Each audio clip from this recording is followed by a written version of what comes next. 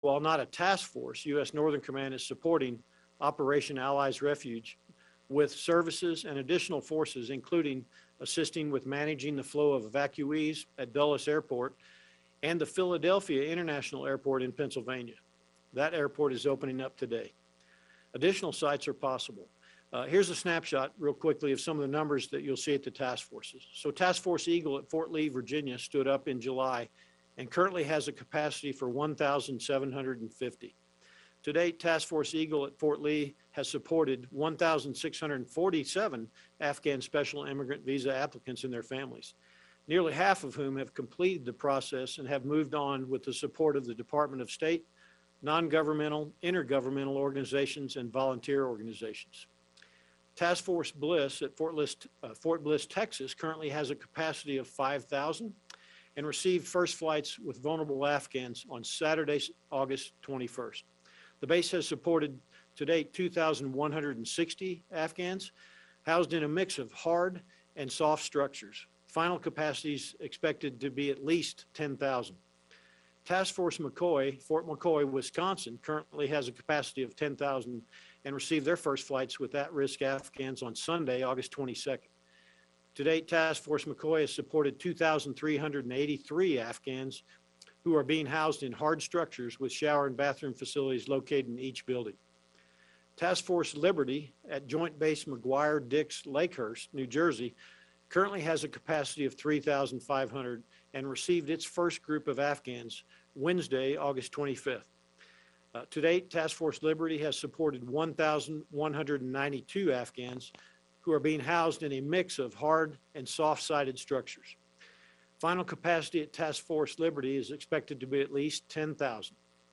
So today, our total capacity at these four installations is approximately 21,000 and growing. We're steadily working to increase capacity to the 50,000 number by September 15th. The number of military installations supporting this effort could increase in the future. The request for assistance from the State Department specifically requested that the Department of Defense provide culturally appropriate food, water, bedding, religious services, recreational activities, and other services such as transportation from the port of entry to the location of accommodations and some medical services as well. My team of military, civilian, and contract personnel are working closely with the numerous agencies, both government and non-government, to ensure further requirements and additional capabilities are available for vulnerable Afghans. In addition, the Department of Homeland Security is working to conduct the screening and security vetting for all special immigrant visa applicants and other vulnerable Afghans in the fastest way possible, consistent with the dual goals of protecting national security and providing protection for vulnerable Afghans who supported the United States. That process involves biometric and biographic screenings conducted by intelligence, law enforcement, and counterterrorism professionals from across the interagency community. We are working around the clock to vet all Afghans being evacuated before allowing them into the United States. During recent visits to Fort Lee, Fort McCoy, and Fort Bliss, I saw the operation firsthand, and I'm proudly watched our U.S. personnel operating with compassion as they helped Afghans and their families who have done so much for the United States and our allies through 2 decades of conflict. I also talked with some of the Afghans in each location. During a conversation I had with one Afghan family, I asked if they had what they needed, if they were doing okay, getting enough to eat, and getting enough to sleep. The father thanked me, saying they had what they needed, and that it was the first time in a long time that he has slept without being afraid for his family's safety. So thousands of soldiers, sailors, airmen, Marines are working across the United States to complete this incredibly important mission to provide our Afghan colleagues a safe harbor while they finalize their immigration process. I'm also grateful for the support of the communities surrounding each of our bases and for the volunteers and others who are aiding in all of these efforts. Together, we're honoring our commitment to our Afghan partners and their families. And I look forward to taking your questions. Thank you. Thank you, General. We'll start with Lita. Hi, General. Lita Baldor with the Associated Press. I have one quick numbers question for you, and then a second. Can you tell us how many evacuees have gone through Dulles? The governor said today the number is 14,000. We were told earlier there was about 7,000 SIV. Can you square those numbers for us? And then I have a follow-up. Lita, unfortunately, I don't have a specific number for you. State Department would be best to answer that. I can tell you what has come to us, and that's 6,578 at 4 separate locations. I will tell you what we're seeing is of those that do arrive at Dulles, about 40% or so have been coming to us. Others have been AMSITs and in other status, such as having a green card already where they could move on from Dulles. Thank you. And my follow-up is, can you give us an assessment of both the security risks as well as the COVID risks? As you're doing, and everyone is doing these screenings, what security risks are you seeing? Are you seeing a number of people who are showing up on lists? And then what about COVID? How is that testing going? And what are the threats at the bases for COVID? Thanks, Lita. So for security, I would defer to DHS, who runs that operation. I'm very comfortable. We've worked to streamline that operation. As I said in my opening comments, we're doing biographical and biometric testing across the various agencies of the interagency to include our counterterrorism and intelligence communities. What we're seeing is folks coming across cleared by that process, which I'm comfortable with. With regards to COVID, the Afghans coming from the Middle East into our locations that we have stood up are all being tested actually multiple times. We test them 100% upon arrival at each location. They're getting tested at Dulles as well, and en route they get tested. I'll give you some numbers. We are seeing so far to date, when I was at Fort McCoy on Wednesday, only 3 out of more than 1,300 had tested positive. When I went to Fort Bliss the same day, 1 out of more than 1,200 had tested positive for COVID. I hope that helps. Thank you. 1 out of 1,200. Jen? Hi, General Van Herk. It's Jennifer Griffin with Fox News. I just want to go back a little bit to numbers. What percentage would you say of the people who are processing onto these bases are SIV holders or applicants? Or are you also housing people who apply for refugee status? Just trying to understand the breakdown of who is on these bases. And then secondly, there are reports from Dulles that some of those some of the commercial flights that have come in have had to keep people on the tarmac, on board planes for up to 10 hours while screeners come on board. Is anything being done to rectify that? Is that a DHS issue, or are you aware of that issue at Dulles? Thanks, Jennifer. On the SIV numbers, I'd defer to the State Department. I don't have that exact number in front of me.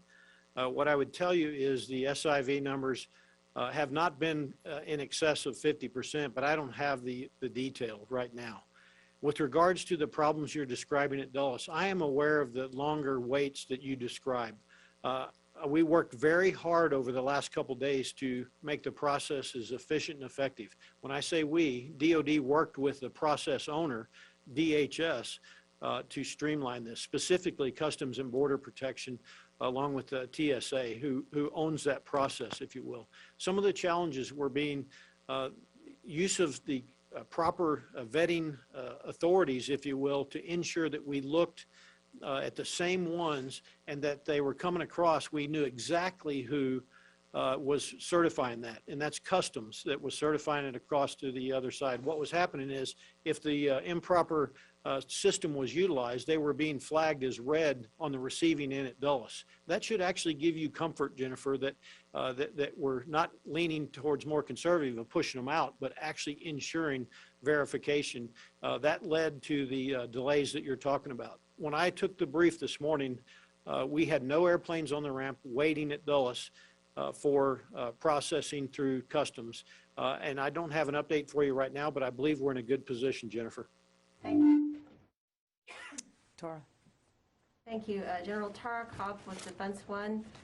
Following up on Jen's question, can you talk about the challenges that you've had with the DOD and DHS systems, the biometric systems, actually being able to pass that information in a timely manner, and explain a little bit more about how all of the different flagging red that you've seen because names were passed through different systems? Really can't answer that question. That's a question for DHS, and I apologize. I just don't have that information. And to follow up a little bit more humanitarian, with all of the thousands of Afghans that are going onto these bases, you know, many of them left their country with very little and probably have different levels of means to start life over here. How long is DoD prepared to house and feed these refugees? So we're prepared to house them and feed them as long as it takes to get them through the process, and as long as the Secretary approves that. I agree with you. They're coming here starting over with what they bring with them. We've been incredibly well supported by the local communities, the non-governmental organizations, et cetera, that have jumped in to help these families with things of need, such as diapers, formula, clothing, you name it. You see the gamut when you're talking these large numbers, and we've been tremendously blessed to have great support. Say willing to host as they go through the process. What do you mean by the process? If they don't have a place to go, how long can they stay on base? Well, they'll stay on base till they complete the special immigrant visa processing process, which is owned by the State Department with the support. We provide medical support. We provide contract medical support as part of that. So each of the applicants will go through a screening process, such as screening for, diseases, vaccinations, if they need vaccinated. We'll have the International Migration Organization come in towards the end of the process and work with them on where they need to be relocated. Many of them have family already here in the United States, or they'll be relocated to places where there's already Afghan populations, et cetera. What we saw at Fort Lee with those that already had some type of a special immigrant visa processing is that was taken about 5 to 7 days. We won't know exactly how long that's going to take until the State Department and everybody is on the ground full up and we're ready to begin processing. Remember, we've only been at this for a few days. And so at each location, we're going to spin up rather quickly here and begin the application and the process for a special immigrant status. Orrin? Orrin Lieberman from CNN. The SIV application process, the screening process, is a long process. What happens if at some point while somebody is on a military base, they fail that screening? Are they going back to Afghanistan, or what's the plan there? And then, John, are you also taking questions? Later. I would defer you to the Department of the State for that. That's really their area of expertise. We're prepared to continue this support until we get through this process in support of the State Department. There must be a plan here. If somebody fails a screening process and is already on a U.S. military facility. So let me go back, Orrin. So they have gone through the screening process before putting feet in the continental United States from a security perspective. When they are through customs, they are paroled into the United States of America. And if they have relatives, theoretically, they can go with those relatives. What we're doing is helping them get through the screening process. And so we provide all of the governmental organizations to support that, the medical process, et cetera. And so we are not doing security screening in support of State Department. This is part of the application for special immigrant status. I hope that clarifies it. Thanks. Tony? Hi, so Tony Capaccio with Bloomberg News. Do you have a breakdown by gender, roughly, of how many women, girls, boys, and men have been processed by DOD? It begs a lot of questions in terms of separate facilities. And then I had a second question about culturally appropriate food. Are we talking MREs or humanitarian MREs or local kitchens being hired to cook? Thanks, Tony. So we're seeing about 50-50 male, female. That can change back and forth. We're seeing about 15% with children. We're seeing a lot of the females who are pregnant.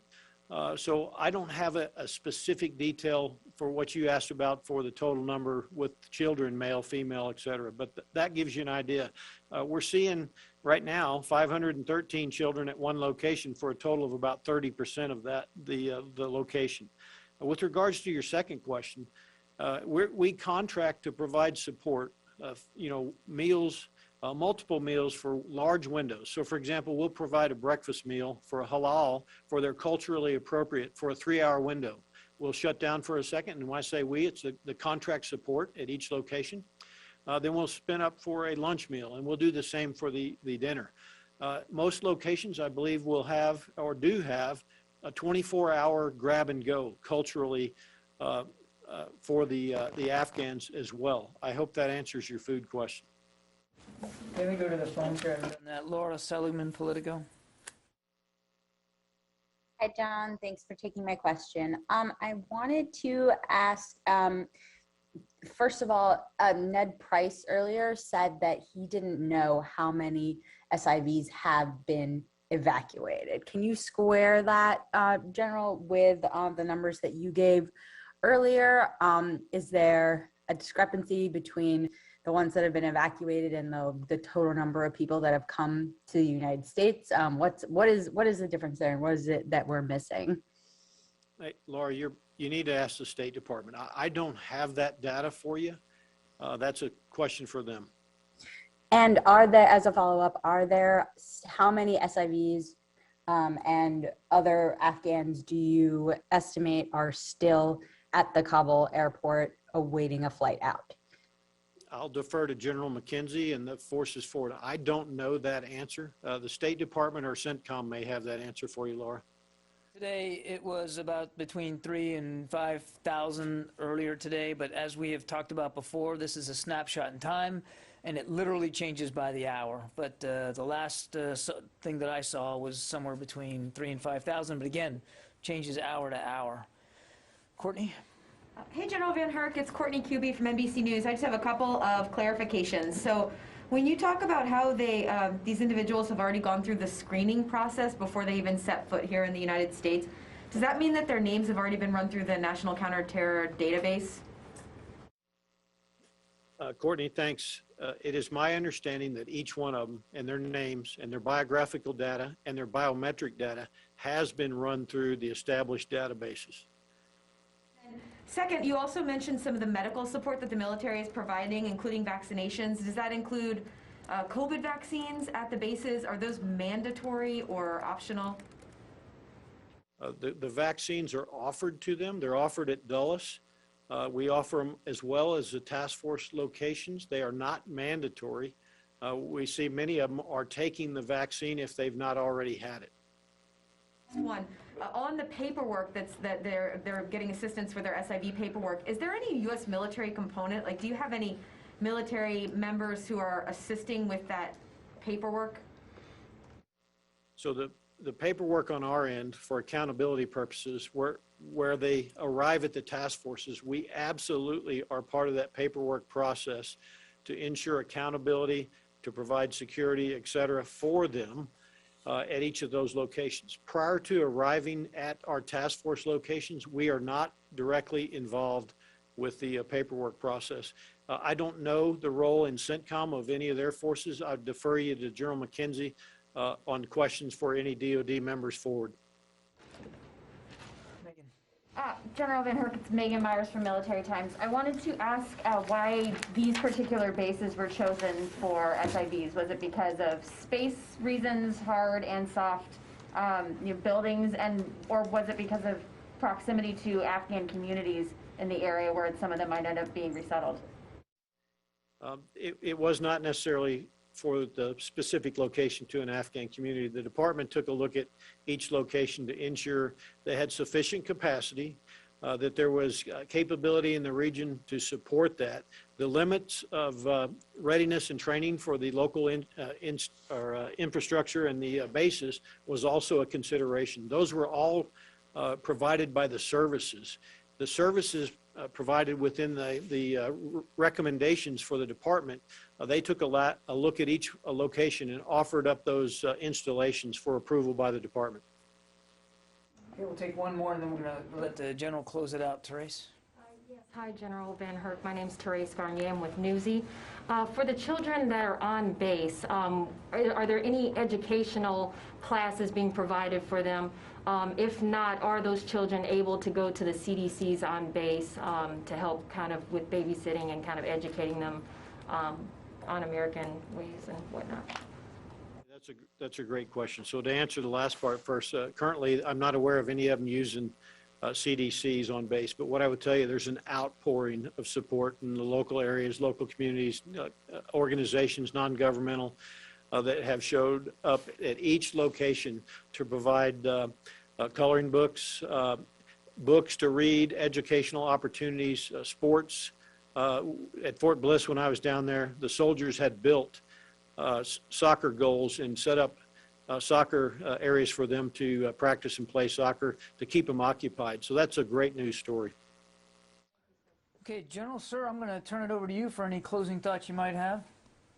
Well, thanks, John, and for everybody in the room and on the phone. It's a privilege to talk to you today, and it's really a privilege to be executing this mission for those that have helped us for oftentimes a couple of decades. We continue to look forward to supporting them. We're prepared to do this as long as it takes to ensure that we get them settled here back in the United States of America. I'm really proud of the soldiers, sailors, airmen, and Marines, Coasties. I've got Coasties here working for us, Guardians, you name it. We're working very hard. Every time I look them in the eye and I talk to them, you cannot imagine how proud and privileged they are to support this mission. And they tell me that all the time when I've been out on circulation. I feel the exact same way, and we look forward to continuing to make this a successful operation. So thanks for letting me tell the story. General, appreciate your time this afternoon. Okay, I got time to take a few on my own. Just two quick things that I think popped up on social media in the past hour or so. Firstly, have the Taliban entered or taken control of any parts of the military section of HKIA that you're aware of? The Taliban are not in control of any part of Hamid Karzai International Airport. I saw that report too. It's false. Including any of the gates? They are not in charge of any of the gates, are not in charge of any of the airport operations. That is still under U.S. military control. Lita. John, can you give us any further details on the attack at this point? Anything about whether the Marines noticed the attacker coming? Anything about the firing of the shots? Has any of that been kind of cleared up at this point? I don't have any additional details from what General McKenzie laid out yesterday. Again, we're going to do the forensics on this and try to learn as much as we can. And when we have some verifiable context to be able to talk to you about that, we'll do it, but we're still digging into it right now. And one other thing, do you have any timing on when you believe the aircraft with the remains will arrive at Dover? I don't, and as you might imagine, we're in the services are in contact with the families, and they'll notify the families through the casualty assistance case officers, and I think I want to respect that process. As you know, sadly, from covering this for so long, Lita, I mean, it doesn't. Usually, the process doesn't take that long. Will the President and Secretary go to Dover to meet the families of the fallen? I don't have any schedule announcements to make, but we're all mindful of the importance of any return of fallen members, and certainly these included. But I just don't have any things to announce from a schedule perspective. Tony? Do you have any status report on the 17 wounded at Landstuhl in terms of whether they're mostly stable or out of danger? Or? I don't have an update on the wounded. The last count I had was that 20 of them had gone to Landstuhl. The remaining, there was some additional wounded, but that they were treated on site and returned to duty. I don't know what the status is, and as you know, Tony, we don't usually get into the details of wounded, even anonymously. We just don't typically talk about that. It'd be useful if you get a sense of whether most are stable or in emergency. I'm not going to promise that, Tony, and we just don't talk about the status of wounded, as I think you can understand. I mean, there's real privacy issues there that we want to be mindful of. Yeah. Okay. thanks. We'll see you. I'm planning to do this again tomorrow morning. So I'm shooting for around 11 o'clock in the morning tomorrow for a regular update with General Taylor. And then we'll see what the rest of the weekend looks like. All right, thank you.